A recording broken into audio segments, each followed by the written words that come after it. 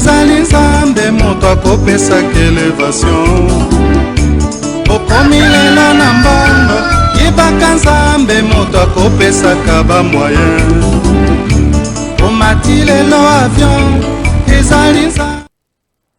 Gloire à Dieu. Bien-aimé dans le Seigneur, balingami bandimi bana na nzambe tozwingo luli susu ya kozana etando na poko lelo liboso na bino poto kabola na bino sango malamu ya bokonzi ya likolo. Émission na biso le royaume de Dieu etelemisi lisusu moombo na nzambe liboso na bino pote tokwa kokabola na bino liloba oyo kola tikela biso lokola lipa tokabola kango mokolo na mokolo. Alobaki mikolo nyonso bozolia lipa oyo yango ekotinda bino bokanisa ngai. Esika nyonso zwami oza branché la Lefar TV komeka kozape te oluka chaîne mosusu esika oyo zolanda nzambe tindi mosali ne liboso na yo liloba ezosakolama na pokwa lelo eza wana po ekangola ebikisa epesa bomoi échanger situation parce que Bible elobi dans leur détresse ils crièrent à l'Éternel et la seule chose que l'Éternel envoya pour les sauver c'était sa parole. Liloba na nzambe yango ezalaka guérison ya maladie, liloba na nzambe eza solution ba problème, pe liloba na nzambe eza nyonso pona biso bato. Tokolekisa penda tango te bisika biso be biso tozwami, elike na biso tokotie epai ya nzambe, nga na kosenga bwanya mayele to boyebi epai na nzambe, makomi masantu na lingi na fongola, eza buko bato bakomaki yango bapusamaki na molimo mosantu, tango tolingi kofongola yango, esengeli molimo elataki bapostolo, molimo elataki baprofeta ekitela biso afin que biso tokoyeka koloba ezala makanisa bomoto na biso te mais ezala ainsi dit l'Éternel asengi yo epai ozali ogumbi mutu na yo tosambela moyenge beni mosantu nzambe ya Biblia ngolo salinga na pokwa lelo nazana etando mpona sakola kombo na yo na mibonzi mobimba epai na yo nzambe na mitombola na miso ya bato te naloba kombo na soki nayebi eloko te mais na mikabe epai na yo nzambe ya baprofeta mpe ya batoma lata ngai nzambe tia na monoko na ngai maloba na yo afeke molimo mosantu aloba katikati na nga po te liloba na yo yango ezali lobiko ya mabota liloba na ye epesaka kimia na baye bazangi kimia liloba na ye epesaka lipamboli na bato baza na posa ya kopambolama ntango ekoki kolo parce que lobaki moto akobika na lipa to na kwanga te kasi moto akobika kaka na maloba nyonso oyo ebimi na monoko na nzambe nzambe nga nazala monoko na yo me maloba ekobima ezala yo moko ozoloba na peuple na yo nguya ya bonzambe na yo ese manifeste na kati ya liloba yango bato bakolanda yango bakota na mozindo ya kokomprendre bato bakolanda yango liloba yango ememela bango guérison ememela bango solution ba problème ememela bango paix ememela bango stabilité emema bonheur pe joie parce que liloba eza na bakapasité nyonso ya kopesa posa ya mitema na biso bato na bouleverser force négative nyonso ezala mosika tika molimo mosantu azala motei nyonso mpona lokumu na yo na kombo na Yesu Kristo tolobi amen amen amen. Kolo nzambe apambola biso na bisika biso bie tozwami tokutani na bino lisusu na émission na biso le royaume de Dieu d'abord nazongela koloba mokonzi Yesu Kristo alobaki chercher premièrement le royaume et la justice de Dieu et toutes ces choses vous sera donné par-dessus. Bo lukaka liboso nde bokonzi na nzambe to bokonzi likolo pe biyebi sobitikali bakopesa bino yango na sima. Totungisamaka pona kolia, pona kolata, pona komela, pona kobala, pona kotonga, pona kobalisa. Mais la première chose que nous devons chercher, c'est la bonne relation avec le Créateur. To lukakana liboso boyo kanina nzambe. To lukakana liboso kotambola ndenge mibeko na esengi. To lukakana liboso mitema na biso sala volonté ya maloba na yo. Mabala eza biloko abakisa lokola matabisi, mabota, mibembo, mituka pe nyonso biso to lukaka. Apesa kabiso yango lokola matabisi. Merci. Kokoma na pokwa lelo eza miracle po na biso. Ebele to bandaki na bango semaine po bamona samedi ya lelo mingi bamonite. Biso tozwi grâce ya komona yango toleki bayeba weite, toleki bayeba belite, toleki bayeba sali ba accidente. Nzambe sali biso grâce. Tango musu totika na bomoi po toyoka maloba na ye, to abandonner mauvaise voie na biso, to tambola lokola mibeko na ye esengi. To mema qualité ya moko oyo nzambe tie kati na biso poto sakola na etando bongo na pokwa lelo nzambe lingaki to meka kote ya lave-toi 7 fois dans le Jourdain osokola mbala sambo na katikati ya Yaladene. Lave-toi 7 fois dans le Jourdain. Tokomeka ko développer l'ité ya oyo na biteni oyo. Qui lui avait demandé cela? Nani asenga kiye abwakama na mai mbala sambo. Et à qui la demande a été faite? Et pas yanani nde bayebisa kiye amibwaka mbala sambo na mai. Et puis tokotuna lisusu pourquoi il devrait se plonger 7 fois dans le Jourdain. Merci. Nazali mote ya liboso te na te ya yo lite ya oyo. Mate ya tolingi to sakona pokwa lelo eza lisolo ya Général Naman mokonzi ya mapinga monene ya Syrie. Tokolinga tokota na litangi mbala moko bongo topesa ndimbola. Tozwi livre ya 2e roi chapitre nabiso 5 et nous allons prendre le verset 1 jusqu'au verset 14. Naman, chef de l'armée du roi de Syrie, jouissait de la faveur de son maître et d'une grande considération, car c'était par lui que l'Éternel avait délivré les Syriens. Mais cet homme fort et vaillant était lépreux. Verset 2. Or, les Syriens étaient sortis par troupes et ils avaient amené captif une fille du pays d'Israël qui était au service de la femme de Naman. Verset 3. Elle dit à sa maîtresse, « Oh, si mon Seigneur était auprès du prophète qui est à Samarie, le prophète le guérirait de sa lèpre. » 4.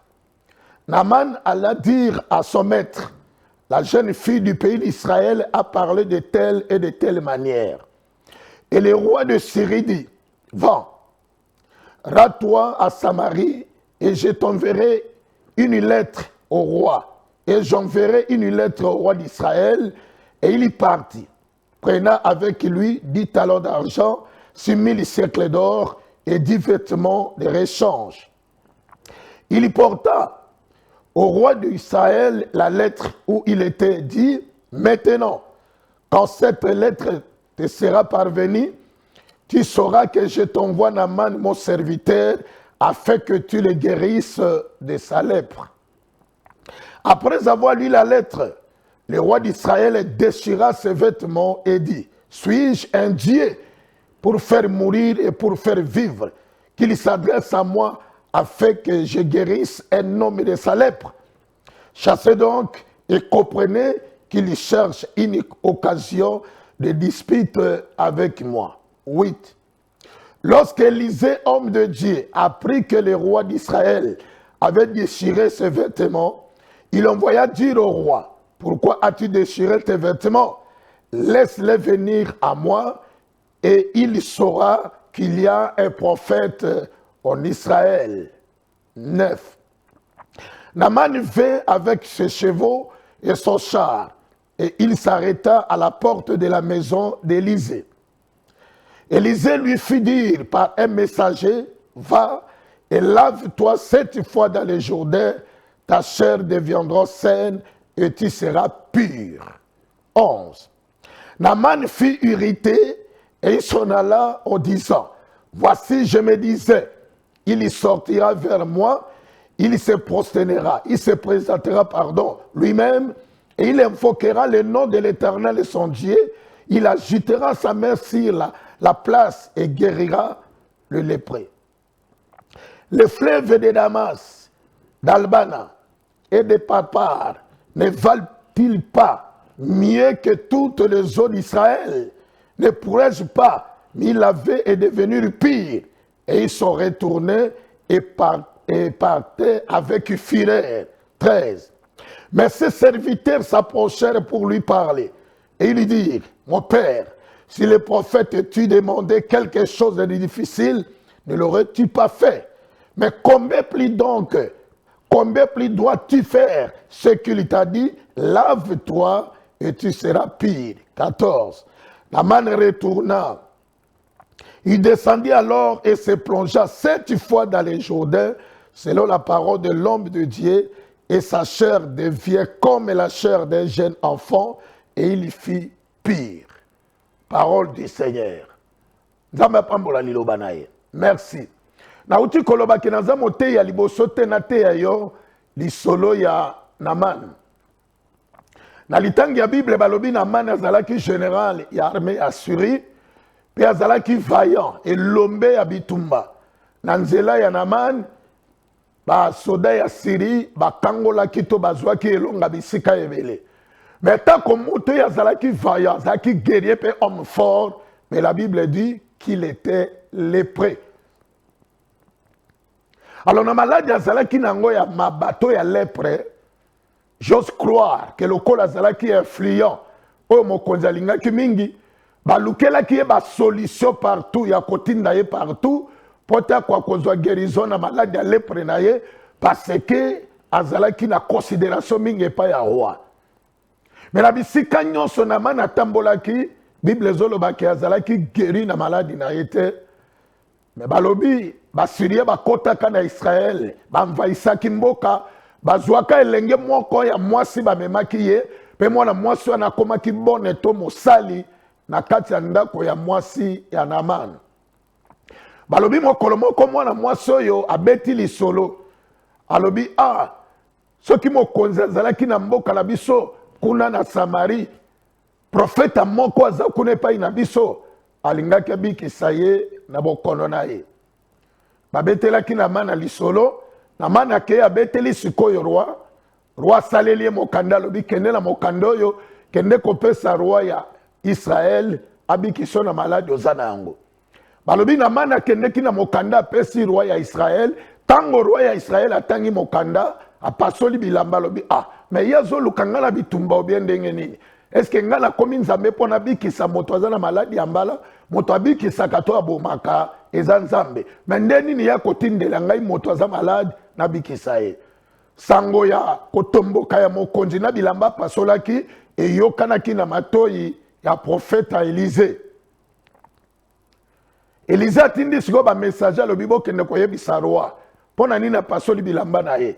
Boyebisa ye moto wana ye pai na ye atinda ye nde pai na nga pe bakoyeba ete na kati ya Israele awa profeta azali. Balobi ndenge salemaki bakei bayebisi Naman na ye. Tango akomi na porte ya ndako ya profeta Élisée, bayebisi Élisée ke moto yango aye aza na porte. Élisée abima kutu te po amona Naman, apesi mitindo to message epai ya moto na ye, alobi boyebisa général wana ya Syrie akende kobwakama na mai ya Jourdain 7 fois peye akobikisama na maladi na ye. Tango babeteli siko babeteli Naman na lisolo ke prophète alobi songa kaka okende obwakama na mai ya Jourdain 7 fois maladi ne kosila. Balobi Naman atomboki asiliki. Alobi nga nakanisaki tango akoyoka sango ke nga na ye akobima. Tokokutana na ye tokosolola na kosexprimer pe akotala grandeur ya lepre na zanango akoimpose ngai maboko pe nabikisama na lepre na nga. Me amoni nga ta komona te atindela nga maloba pe aloba na nga nakende kobwakama na mai. Eske kuna na Syrie pai na biso abando tanga bibale na bamai oyo eza na ngambo na bango na Syrie. Eske bamai wana nyonso wana nakoye kobwakama te mpona kobikisama aya kosakana na ngai kaka nabokama na mai oyo eza na Israël. Babi atelemaki na kanda abandi siko kozonga. Me bato baakompanyaki Naman. Nde batelemisi balobi papa. Soki profeta apesaki équation moko oyo eza difficile na korésoudre yango, tolingaki toyebi soki prophète a compliqué situation. Mais il a dit quelque chose qui est facile. En général, alobi tokende kaka obwakama na mai ya Jourdain 7 fois maladi na yo ekobika. Tango ayaki koyoka sikoyo bato na ye nde balobi Naman akendeki pe abwakami na Jourdain 7 fois selon la parole de l'homme de Dieu. Pe Bible lobi abimaki pe mbala na ye esilaki nzoto na ye loposo ezongaki lokola ya bébé. Oyo eza lecture.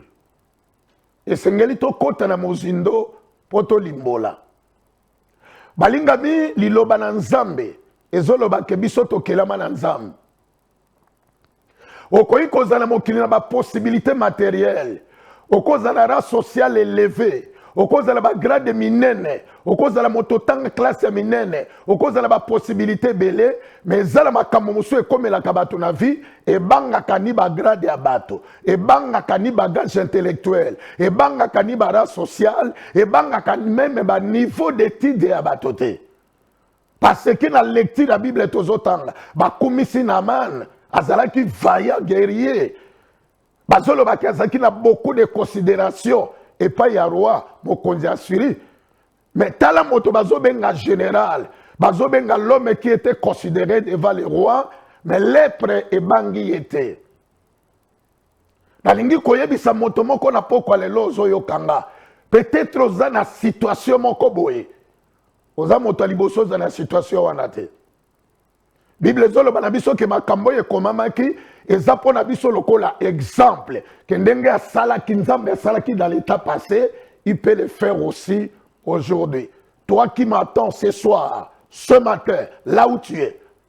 Peut-être na bagage intellectuel na niveau d'études na yo, na race sociale na yo, na bagrade ozanango, ozana ba possibilité matérielle, ozana ba mbongo na ba banque, ozana ba immeuble, ozana ba villa, mais ozana loko moko ezo déranger vie na yo, oyo mbongo ekoki ko résoudre yango te, oyo race sociale ne ekoki ko résoudre yango te, oyo bagage intellectuel ne ekoki ko résoudre yango te, mais osenga kaka oluka Nzambe. Obebisi bambongo combien na cancer na yo wana. Obebisi bambongo combien na prostate na yo. Mais ozana ba titre, ba baga, so batangi ba diplôme, ozana yango, mais pourquoi prostate bangi yote?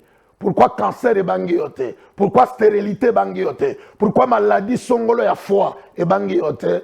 Cela veut dire, ezala biloko mosusu comme la kabiso na vie, ezala Nzambe permettre la comme la biso poto lukaye. Comme mon moto monene te, mais il y a quelque chose qui cloche dans ta vie et tu dois chercher l'Éternel. Ce soir là où tu me suis, c'est le Dieu d'Israël qui m'envoie. C'est lui qui te parle ce soir. Tu es comme Naaman, qui était un général, un vaillant guerrier, et qui avait la considération du roi, mais il était frappé par la lèpre.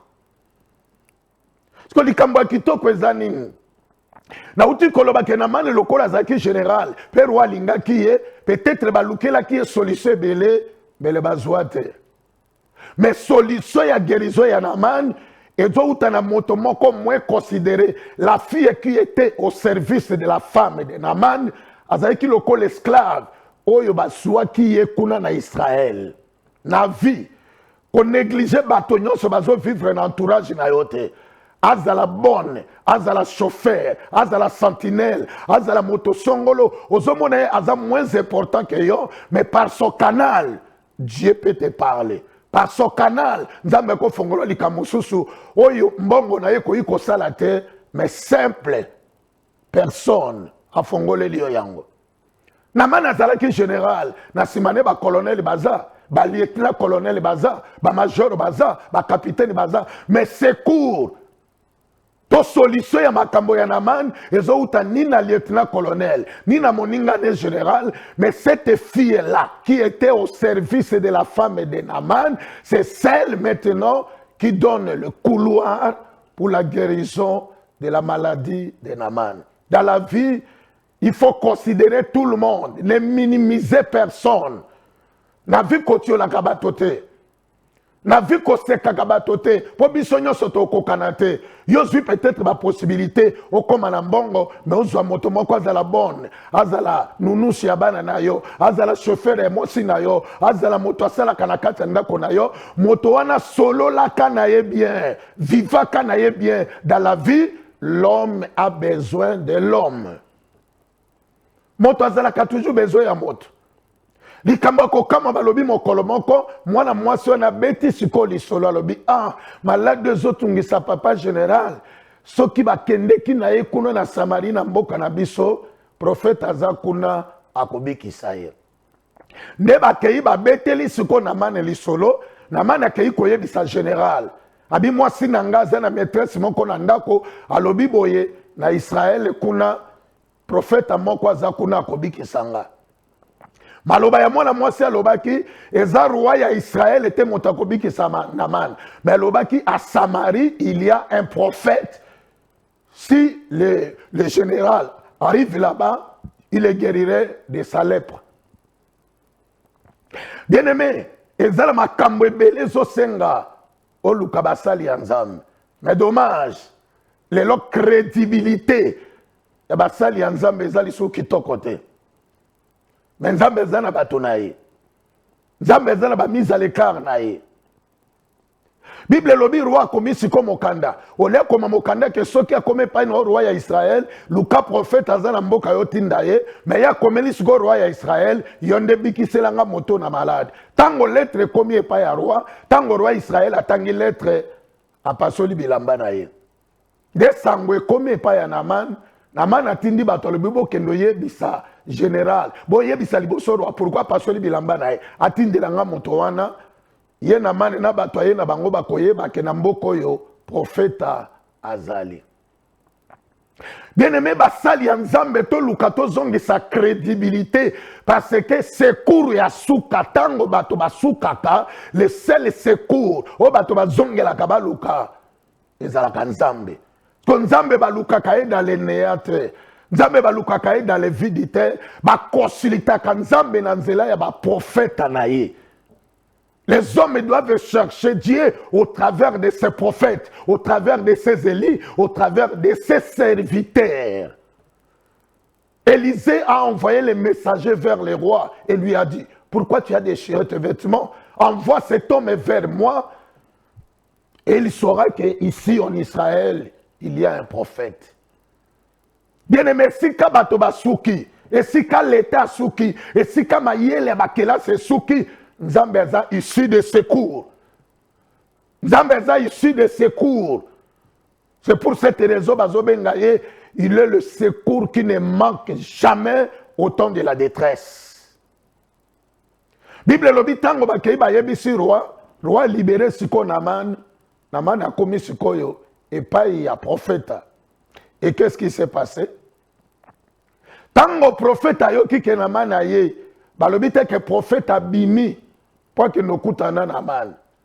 Mais atindi messager que ne koyebisa sikoyo. Général wana ya Syrie azonga akende kobwaka mana journée 7 fois maladi na ye ekobika. Bien-aimé serviteur de Dieu. Ezala biloko mosusu Nzambe koyi ko recommander yo sala. Mais kokomisa ngo doctrine te. Molimo etindaki prophète Élisée ayebisa Naman akende kobwaka mana mai ezaki ba recommandation ya molimo na Nzambe. Mais likambo ezani na kati balobi Naman abimaki nani Élisée abimaki te amona Naman. Est-ce que ça sabotage? Ezaki nango sabotage te. Ezala biloko mosu esalemaka bongo mpo Nzambe elakisa grandeur na ye. Mais tango prophète ayebisi ye message balobi Naman asiliki pona Naman il a fallu que prophète abima amona ye basolola na ye ata la grandeur lepre nango comme ça a imposé maboko pour quoi kobikisa la lepre na ye. Bien-aimé, bato nyonso bakozwa guérison modèle mon côté. Pena lingina lo bana mosali ya Nzambe moko. Soki Nzambe yebisaki mokolo tel, sala eloko tel pona likambo songolo, kokomisa ngo doctrine te. Eza ba recommandation molimo mosate pesio mokolo wana. Mais soki ekomi mokolo nyonso po mokolo wana Nzambe lobai na ngana sala boye, na bando sala ngo mokolo nyonso. Total parcours à ministère à Jésus-Christ. Akomisaka eloko moko doctrine te. Oya bikisi alobi telema kamata litoko tambola. O kuna alobi na Bartime kondima na yo ebikisi o miso ne fungwama. Kote mosu abwaki soi na mabele asali potopoto apakoli na miso alobi kende kosuka na silowe. Donc Yesu avandisaki doctrine itene sika moko boye ndenge basali ya Nzambe lelo tokomi kokomisa. Bayebisi ye kendo bwaka na journée 7 fois pe okozala guéri na lepre na yo. Naman asiliki. ata ozo silikoza général manduki no kasibeta leprete na vie il faut qu'on kitisaka l'humilité précède la gloire au lieu de s'orgueillir humilie-toi parce que Nzambe telemelaka ba orgueilleux mais il fait grâce aux humbles na mana bani ko s'orgueillir abandi ko tala ki monene na ye ki bongai na ye ngana général je m'attendais ki akobima akomona nga tokosolola na ye akopesa ngai boye mais ye asabote nga atindela nga maloba pe azoba na kende ko bwaka na mai est-ce que mai wana eleki ba mai ya Syrie na kiti siko na deuxième hypothèse na vie kolinga kapete ozala kantouré na bato nyonso makambo nyonso zosala balobaka oui parce que soki na mana azalaki mal accompagné alingaka zonga la lèpre na ye na Israël na Syrie hein? Mais azwaki guérison pourquoi il était entouré par des gens o basungaki ye bien aimé luka kozalaka entouré na bato bakoki kosunga yo atozo sala buzoba ezala bato mosu baza ba flatteur mosana bango ezaka balobaka oui chef atozo zinda na libulu atozo sala buzoba atozo kota na nzela mabe bango bazoloba kaka oui chef na mana zaki mokonzi na bango tango ya silikaki bango pe balinga ba kotela ye baloba sakani na yo abimi kutute ya monata yo atindelo maloba na mosika obwaka mana mai est-ce que habite koza général oza motomo bango ba koti na flatérité mais ba yebisi général mon général mais les Camerounais ozo silika équation prophète apesi yo ce que zalaki plus difficile to linga to yeba ke apesi équation ya mabe.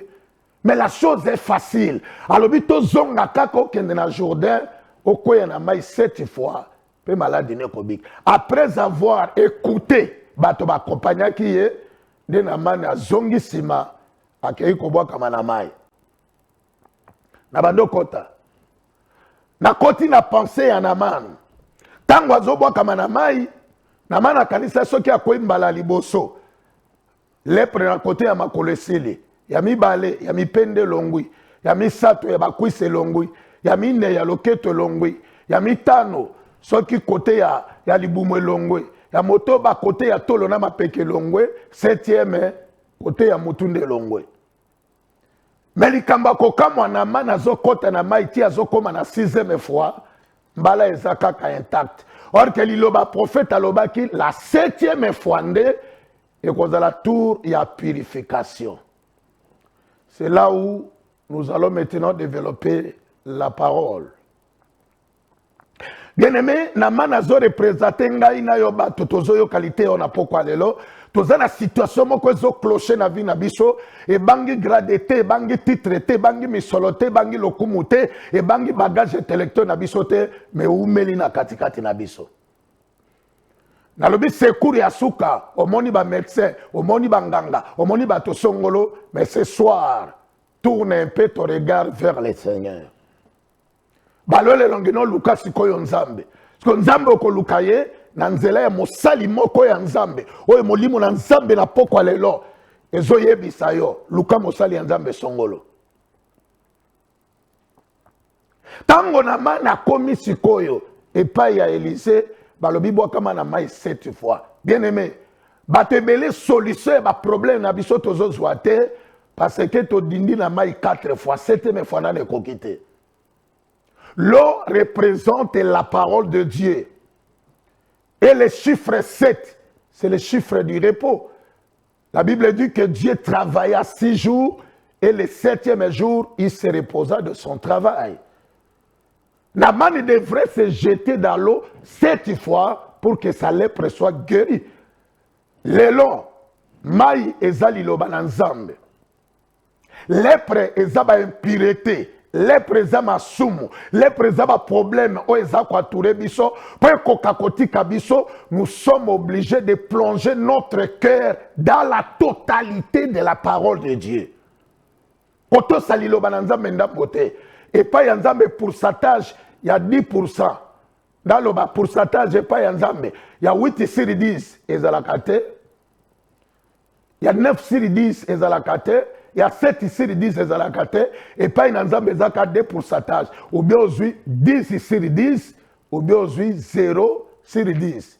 bayebisi na mane po bika il faut dindisa nzoto no na mai 7 fois. Bien aimé, ba problème ozana ngwe umeli oluki solution partout ozokwa kozwa solution te parce que na 7e fois ozindite. Cela veut dire motema na yo nano esali totalité ya ba recommandation ya Nzambe te. Dieu n'est débiteur de personne. Nzambe azalaka na nyongo ya moto te. Bien aimé, soki osali volonté ya maloba na Nzambe, Nzambe koyokisa yo soni te. Tozo sambela, mais tosali totalité maloba ya Nzambe te. Nazongi na Genèse. N'exode partons. N'exode ezalaki ni mokolo ya suka po ba Yuda babima na Égypte. Qu'est-ce qui s'est passé? Nzambe abengi Moïse.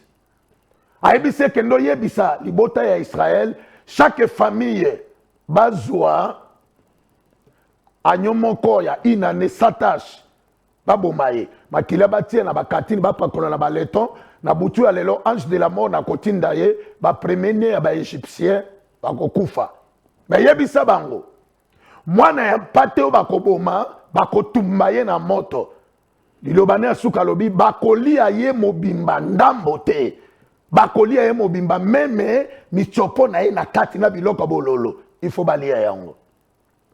Bayebisi bayuda na Exode ke bakolia selo Exode chapitre 12 bandana verset 1 kitati na verset na biso 13. Bayebisi bayuda bokoboma mwana ya mpate oya kozana litono te. Bokotumba ye na moto. Makilande bokotia na katini bopako na baleton. Mais mwana ya mpate bokotumba ye na moto pe bokolia ye na ndunda ya bololo. Bokolia ye mobimba. Soki parti bolenda mwetikali famille za moke pour pesa bato mosusu. Mwana ya pate azo représenter Jésus-Christ dans le Nouveau Testament. Jean, lorsqu'il a vu Jésus venir vers lui pour être baptisé, il lui a présenté devant la foule en disant, voici l'agneau de Dieu et c'est lui qui ôte le péché du monde. Notre agneau dans le Nouveau Testament, c'est Jésus-Christ. Et Jésus-Christ, selon la révélation, c'est la parole de Dieu. Parce que ce qui est Jésus-Christ, c'est liloba nzambe. Poto kwa kozwa guérison, poto kwa kozwa solution, poto kwa komona bolamu na vie na biso, il faut to sa liloba nzambe na totalité na yango. Nzambe lobi koboma te, koyiba te, kosala ekobo te, kobuka lokuta te, kopesa témoignage ya mabe na kombo ya moninga te, mabe oboyi basalela yo, yo pe kosalela moto mosusu te. De soki na mana dindaki na mai 7 fois te, mbala pe kokaye kotika yete. Bien aimé, soki pe okodindisa motema no mobimba na botosi ya maloba na Nzambe te, oko changer ba église ata 10. Mais le problème na yo et qu'on doit solutionner. Ce n'est pas une église qui donne la solution au problème, mais c'est l'obéissance à la parole de Dieu qui donne la solution. Naaman était guéri parce qu'il avait fait selon la parole de l'homme et de Dieu. Dans 1er Roi chapitre 17 verset 8, Kokitatina 16, oyebi histoire ya fait verset le pata. Tango Eli akuta inaye, abise mama. Soki moye zali pesanga mai na mela. Tango mwasi azoki nekozwa mai, ayebisi ye soki moye alipa eza memelanga. Abaluki ayebisi Eli, moto na Nzambe lokola Nzambe no zala bomoi, nazane lokote. Na tikali kaka na mwandambo ya farini na ekolo, na mafuta na kati ya molangi, na uto lokota bakoni pona sala demi-kate, moko ya ngai, moko ya mwana na ngai, tango tozoli ya farine esili, mafuta pe esili, lokola sécheresse pesa na mboka, tokufa na biso na nzala na biso. Profeta ayebisi mama abikende lokola Nzambe azana bomoi. Yo sala mikate misato. Mokate ya liboso sali yanga, si mosali mokate ya yo na mwana na yo. Nazo yebisa yo lokola Nzambe azana bomoi. Kino mokolo mvula ekozonga kobeta na mabele, ekolo wana farine ekobima. Pe molangi wana mafuta yo salelinga mikate ekobima. Eko kaukate timo kolo mabele kozongela kobota biloko pe kolia ekoya. Bible lobi cette femme a exécuté ce que l'homme de Dieu lui avait recommandé. Pesoko kitina lobi 1er Roi chapitre 17 verset 8 koko matina verset na biso 16. Bible lobi ndenge moko pe salemaki mwaso yona mwana na ye batikalaki kolia farine na ekolo pe mafuta na molangezo bota mikolo nyoso kino mokolo mvula ezongaki kobeta na mokili ekolo wana fufu ekaukaki te molangi wana pe mafuta ekaukaki te selon la parole de l'homme de Dieu. Soko lingo mona loboko ya Nzambe kosala na vie na yo, faites ce qu'il vous dira. Salé loko yo Nzambe zo senga yo. Bien aimé, tozo changer l'église, tozo changer la communauté. Croyez que côté na aucune solution koya. Solution ezande na botosi ya maloba ya Nzambe. Tozo tosa maloba ya Nzambe ya mobimbate. Bato tozo tambola sembote. Tozo kende na l'église, mais basi ya bato totikate. Tozo kende na l'église, mibali ya bato tozo tikate. Tozo kende l'église moyibi na kompani totikite. Tozo kende l'église mais na quartier kotongana, kofingana, kotiola baninga, vikaka ya kotiola bato mosusu, azane lo kotenga na leki. Mais asenga kape yote, yo leki no le sakaete. Yo leki mais aviva kapona yote. Do bato bazo kende l'église ko sambela, mais kotiola ezana Kongo ya kosakanate. Kofinga batanga bato pe batanga ye motuka ni balobaki asombe asombi ketch est-ce que ketch za motuka est-ce que asombeli yango yo soki okotambola na navigateur soki okotambola na V8 soki okotambola soki na Touareg soki na mer waneza ya yo mais ye possibilité na ye esengi ki asomba ketch na ye mais okokama biso dimanche totondi meke na ba église mais tozonga na ba quartier koinana, kotongana, kobomana, kotiolana, kosala na ba makambo ya mabe, yango moni tozo sambela ba solution ya ba problème na biso tozo zwate, parce que nano to zindi mobimba na kati ya mai te. Mai ezali loba na Nzambe, kozinda cela veut dire kosala ndenge Nzambe asengi. Ce qui fait verser le pata, asala kandenge prophète Eli alobaki na yete, mais kolo wana farine fulukate, mais le molangi ya mafuta wana pe ebotakate. Est-ce que vous landanga? Ozo comprendre loko nazotea. Bien aimé, il est temps. To sale la Nzambe, Dieu n'est débiteur de personnes. Nzambe zala kana nyongo ya motote. Nzambe loko avandela pe abanga kaminge zali loba na ye. Nzambe bimaka lokutate na maloba na ye. Tambola sembo na mibeko ya Nzambe. Sala volonté ya maloba ya Nzambe ndenge Nzambe azosenga. Bien aimé bako sale loba mbiscade. Bako longa yote. Parce que moto ya sala ka volonté ya maloba na Nzambe asimbami na loboko ya Nzambe. Pe Nzambe alobi oyo asimbi na loboko na ye mobotoli azate. David alobi na botami na koliti na komi mobange nano na mona moyenge benite azokelela to ba descendant na bazanga kwanga. Moyenge beneza nani? Moyenge bene eza nani? Moyenge bene kaseza mosembwit. Moyenge bene za moto ya tosaka mibeko na Nzambe. Moyenge bene za moto ya tambolaka enge bene na mibeko ya Nzambe. Nano to sambelite bien aimé tozo kenene ba église. Tozo pesa nde mabonza, tozo nde bateme ya mai, tolobaka nde minoko ya sika, mais nano to bongola mitema te, pe nano to tosi Nzambe te. Yango komi to koma koloba, on tango ya kala Nzambe salaka, mais Dieu de la Bible n'a pas changé. Ce qu'il faisait dans l'état de Moïse, il peut le faire aujourd'hui. Ce qu'il avait fait dans les temps d'Abraham, il peut le faire aujourd'hui. Le Dieu de la Bible n'a pas changé. Mais notre foi aujourd'hui, nous avons quelle sorte de foi? Toza la sorte de foi nini. Dimanche, toza ba chrétien na ba église. Mais tobi malendi, bato ba koyiba na ba magasin biso. Mardi, bato ba kokota na ba hotel banane biso. Mercredi, bato ba kotonga bato banane biso. Jeudi, bato ba kota ndako banganga banane biso. Vendredi, bato ba kokota na ba science occulte nane biso. Samedi, bato ba kotonda na ba concert na ba bar banane biso. Et bongo dimanche toye. Na modèle ya kosambela oyo. Tokozwa biyano na mituna. On ne se moque pas de Dieu. Jette-toi 7 fois dans le Jourdain et tu seras pur.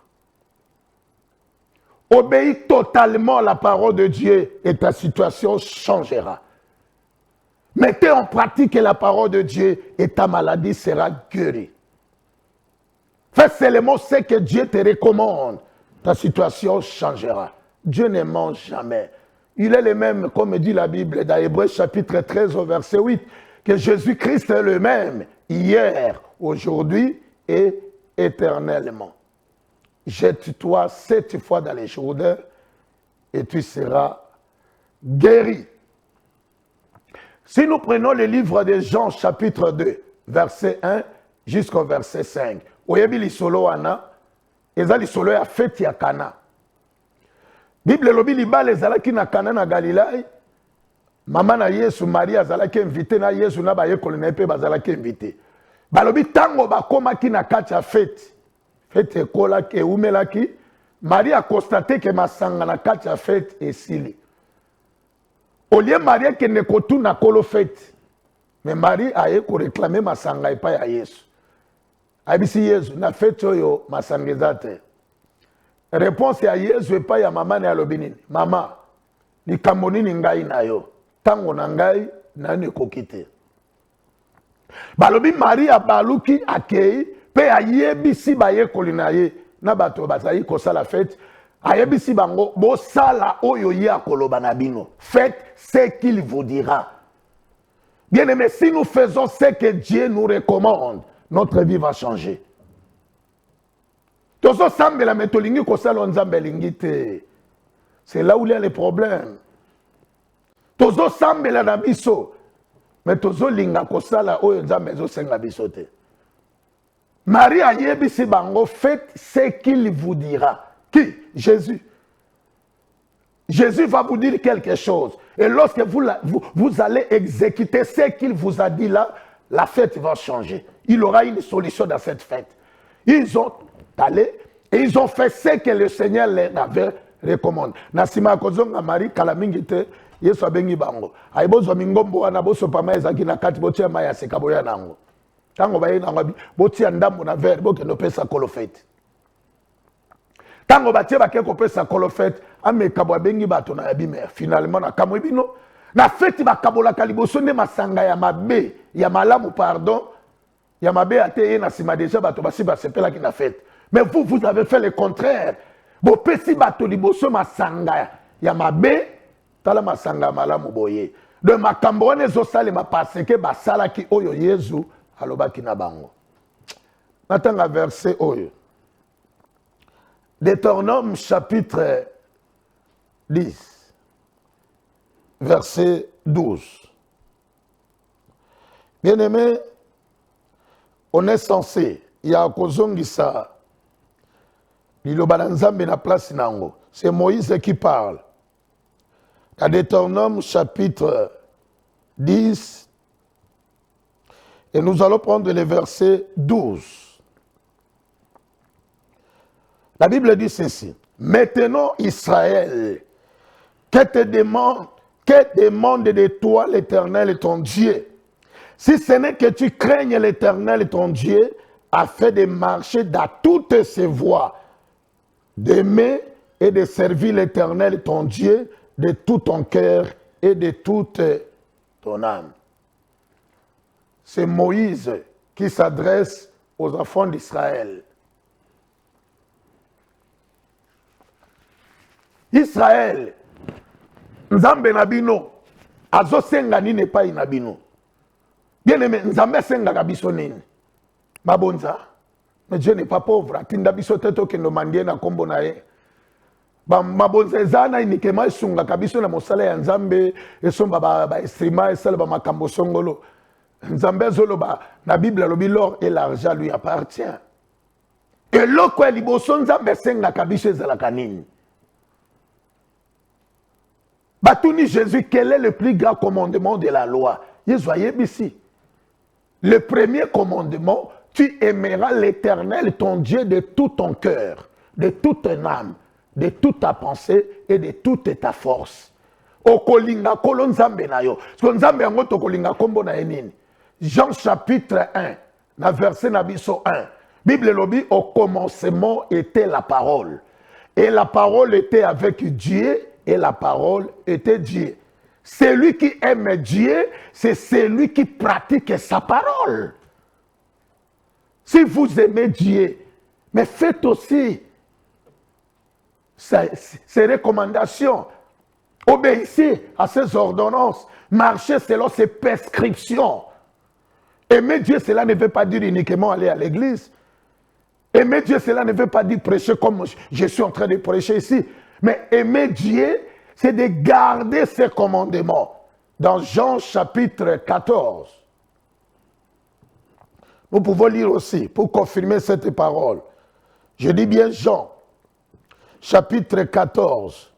Et si nous prenons le verset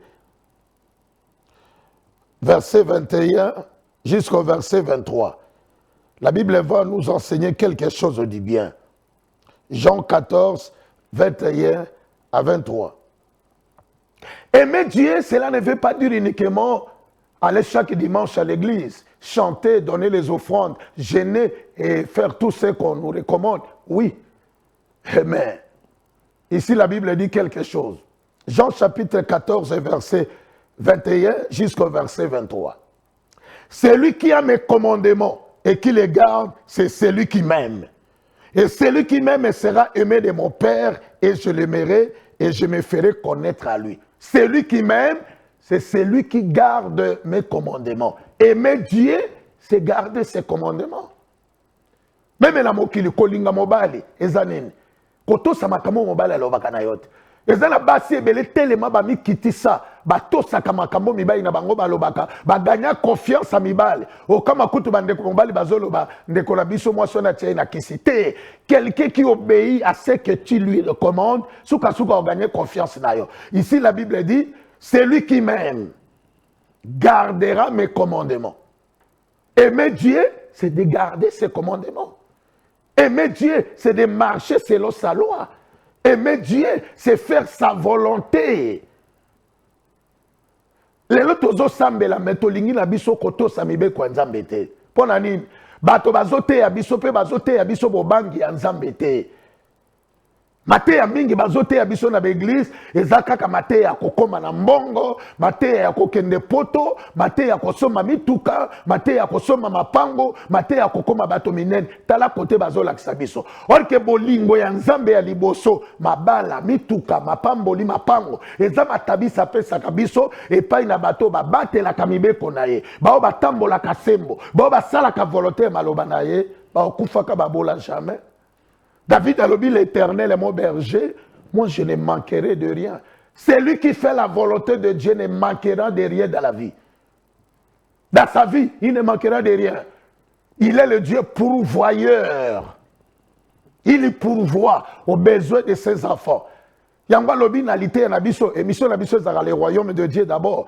Tant que va chercher premièrement le royaume et la justice de Dieu et toutes ces choses vous sera données par-dessus. Nasuka lobi, ne vous inquiétez pas de ce que vous allez manger, de ce que vous allez boire. Donc abandi kokote na ba détail biloko bomitungisa na kolia nini, na kolata nini, na kosala nini. Abi biloko wana ba pakano nde bato ba mitungisa kana yango, mais votre Père céleste ayebi que vous avez besoin na yango.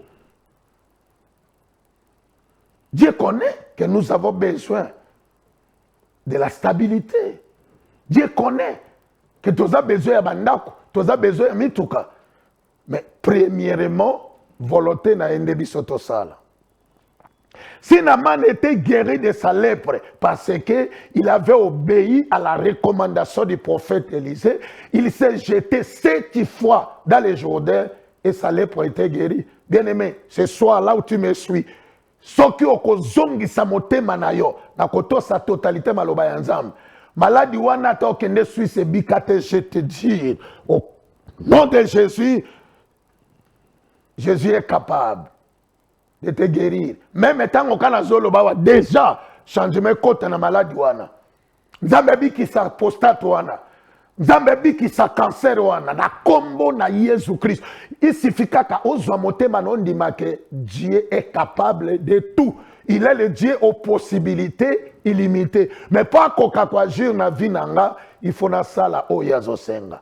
Na ke un exemple mon cause palpable.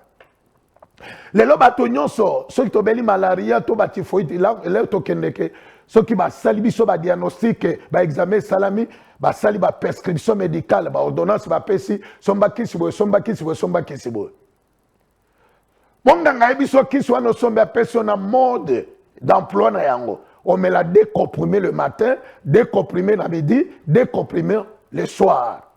Du fait que lingi guérison, ok, on met mi balé na tongo, mi balé na midi, mi balé na pourquoi. Moto wana botika ki alalaki, journée me matele makite, bino bo kama na tongo boke bo kuti avandi azo sengati. Botuni ebone. Oh, lelo na yoki moi bien. Ayoki moi bien pourquoi? Parce que il a exécuté la recommandation du médecin. Il lui avait dit, tu prendras des comprimés le matin. Tu prendras des comprimés à midi et tu prendras des comprimés le soir. Du fait qu'il a fait ce que le médecin lui avait recommandé, changement de la santé n'a mon âne. Mais pourquoi Tozobo Sanake, Liloba Nzambe, ils appellent prescription spirituelle. Tant on a besoin de kobo mate, koibate, kosale kobote, kosala bo. Eza lokola ordonnance ya komeli biso. Tant on a zobo ya kosale kobo, na boy muibi, na boy kindoki, na boy matongi, na boy zua. Eza lokola nazo mela kisi ndenge nzambe asengi, situation ya vie na ngai, il faut changer. Et bien aimé, na keina verset moko ya suka po télévision za kangonga. Mais na pese exemple moko. On m'a dit dans 1 Samuel chapitre 15, Saoul a longa ki roi pona nini. Tango bitumba na bango na ba maleke sadeni. Nzambe ebise prophète Samuel. Ebise kotozo kene nzambe lobia kopeso victoire. Mais oko exterminer ba malasiti nyos na biloko na bango komemelo kote. Balobi tango prophète akei, tango nani Saoul akei, au lieu a exterminer biloko nyonso ya kei kozoba ngombe ya mafuta abombi. Tango aye nango, prophète a tourné même kelela bangombe. Oh non, to bomba ki bangombe ya mafuta poto tumbela nzambe mbeka. Prophète a yebise abi Saoul. Nzambe alingaka obéissance ya maloba na ye koleka ba sacrifice. Du fait que tu as rejeté sa parole, Dieu aussi te rejette. Saoul bokonjesi là. Donc nzambe lingaka obéissance ya maloba na ye koleka mabonza. Nzambe lingaka obéissance na maloba na ye koleka ba jeune. Osali no jeune ya 3 jours au lia kate. Mais nzambe lobinde basi ya bato kolula te. Mais likambo ko kama muto uti na jeune ya 3 jours, amoni monsa moto azolela, azoleka alulie. Amoni ke eloko ya motu nzambe zaki nango besoin de longola kolula. Mais oboyisaki nde misopona obiloko kolia. Saoul a longwa mokonzi likolo ya désobéissance. Bible lobi l'obéissance vaut mieux que le sacrifice. Donc nzambe lingaka exécution ya maloba na ye. Soki lobi kosimbate. Bongo mokilio lelo tozana passe likolo ya nini? Parce que Adam na Ève balinga ko sala nzambe senga kite. Alobaki na bango bolia bambuma ya nzete nyonso ezana bilanga. Mais nzete ezana katikati bosimba mbuma na yango te parce que mokolo bokolia bino bokokufa. Tango basimba yango lelo liwe kota na mokili maladi mitungisi nzala na mikakatano. Pourquoi? Ils n'ont pas exécuté l'ordre de l'Éternel. Balinga mi bandi mi bana na nzambe télévision za la kangonga verset na lobaki yango yo na lingina pesa pona silisa. Ésaïe chapitre 48 verset 15 jusqu'au verset 18. J'ai aimé ce verset parce que ma kambozana kati eza bien poto kende ko silisa. Alobi Ésaïe 48 verset 16 à 18. La Bible dit ceci: approchez-vous de moi et écoutez. Dès le commencement, je ne peux parler en cachette. Dès l'origine de ces choses, j'ai été là et maintenant le Seigneur l'Éternel m'a envoyé avec son esprit. 17. Ainsi parle l'Éternel ton rédempteur, le Saint d'Israël. Moi, l'Éternel ton Dieu, je t'instruis pour ton bien. Je te conduis dans la voie que tu dois suivre. Verset 18. Oh, si tu étais attentif à mes commandements, ton bien-être serait comme un fleuve et ton bonheur comme le flot de la mer. J'ai aimé le verset 18. Oh, si tu étais attentif à mes commandements, ton bien-être serait comme un fleuve et ton bonheur comme le flot de la mer. Cela veut dire, si tu mettais en pratique mes commandements, ton bien-être serait comme le fleuve. Ton bien-être serait comme un fleuve. et ton bonheur comme le flot de la mer. Balingami, tala poko lelo konzambe linga kina ko sakola. Moto nyonso landinga na poko lelo na kota ki gauche na kende ki droite na zongi sona nzela. Ta mususu ozape na mane lelo. Ozana mbongo mezelo komoko zo tungisa yo. Nzambo ya bikisaka na mane na monoko ya profeta Élisée. Azan nzambo ya telemisinga sandala kana poko lelo na itando pona loba. Epa yo zuami atabo kona ta problème osana ngo na ko sambela. Nzambe ya Bible bongwanite, il est capable de changer la situation na yo. Nazongi si matonde pa ya nzambo alinga kinaza na poko lelo motei. Nzambe pambola bande konyonso balandi biso, pe bisika nyonso bozwa mikolo asunga bino. Apambola le phare et pa itole kaka ko banda na bakambi nango DG ko ya pa ya papa na biso Dete Mangala di Pro David to kei na régie et pa ya papa na biso Claude to kei pe kuna na caméra et pa ya papa na biso Bonté. Nzambe za na bango. Pona nini tena pambola bana ya ministère international d'évangélisation publique ba membre ya COSEV ba oli kutana bangwe pesa makapo ete mission ezala permanente. Nzambe apambola bino comité na bino akanisa papa Stéphane apambola papa na biso Charles Makou papa Léon papa na biso Clément le bijoutier. Nzambe apambola papa na biso Mwanza abosa na pete ko pambola baoyo nyonso akombola mino tokotanga te liste mama Chantal nzambe kanisa yo mikolo ebele nzambe azongisa na papa na biso Junior apambola pe bino mama na biso mapasa nzambe apambola mama José moteki ba uniforme apambola mama na biso Fatou la bijoutière nzambe azala na yo nzambe kanisa baoyo nyonso mama Landu kola kanisa bao batiaka maboko po ete émission ye koka kosakolama. Nzambe bosa na te kopambola bana assemblée de l'unité spirituelle chrétienne. Miniti na biso komi na suka. Papa ngulubi kuna na dolezi nzambe pe kanisa yo. Maboko tia kapone émission oyo. Nzambe azala nzambe na biso. To komi na biso pende na suka. Mote ya le kakawa na le phare chaque samedi 17h à 18h. Tamusu tozwaka mwa retard moke pona ba émission précédente. Lobby dimanche rediffusion na biso sale makako banda 7h. Tiko koma 8h. Olingo mona motei. Bureau Nangeza na avenue du commerce 64 na galerie du marché. Na local 23D. Motei azalaka chaque dimanche neti lobby.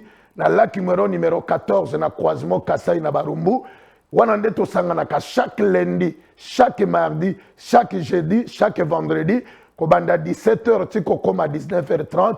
Pe chaque dimanche kobanda 9h tiko koma 12h30. Tala oyo nzambe lingaki na poko lelo to sakola yango wana moto nyonso ala ndinge po yozwami ngana sambeli mo santu moyenge beni nzambe na mabota otiaki monoko na nga instrument ya communication po tena communiquer litea oyo lave-toi 7 fois dans les Jourdains. Nzambe bato bayoki litea oyo tango mosusu bazana ba titre minene na mokili. Ezani loko moko ezo tungisa vina bango bazana mbongo bazana mapango meta musu maladi ya bana tango mosusu problème ya santé prostate kangaye cancer kangaye liweza la kashaka nena libota na ye mais lokola kutani na poko lelo na moteno na kati ya television kaka ndenge maladi ya na mane zwaki guérison na mboka ya Israël lelo nazo représenter prophète Élisée nguya nyonso ya bokonezo tungisa bato ezala maladi nini minganga babenga incurable ce qui est impossible aux hommes est possible à Dieu. Maladi wana ezo tungisa ezala ya moto ya mokongo ya libumu ya makolo ezala mbaso ezala kombo ya maladi ba diagnostika babenga ngo incurable na telemeli yango na kombo na Yesu Christ etika nzoto ne pe bwaka mana bisika bilakela mi mabe. Nzambo ya Sekwisa Lazare na tombeau, tu es le même Dieu capable de guérir leur maladie, que leur santé soit rétablie.